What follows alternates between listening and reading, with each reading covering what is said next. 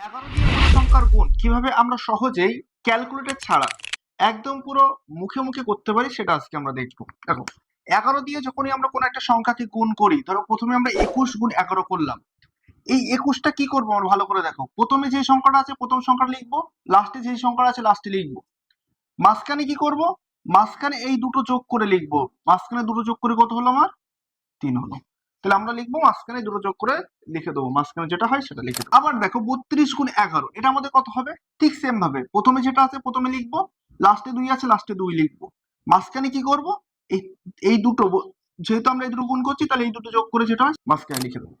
42 গুণ 11 কত হবে? প্রথমটা আমরা 42 লিখে দিলাম, এটা এখানে লিখলাম।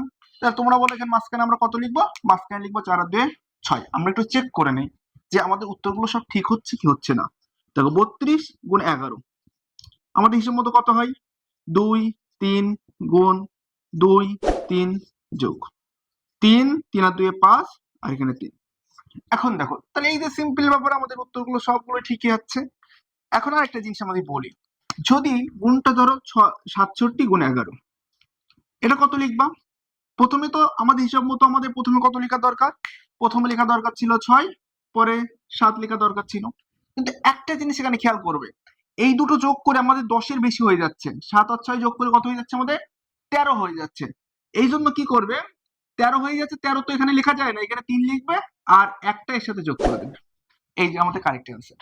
একইভাবে তোমরা বাড়িতে করবে 78 গুণ 11 সমান সমান কত হবে?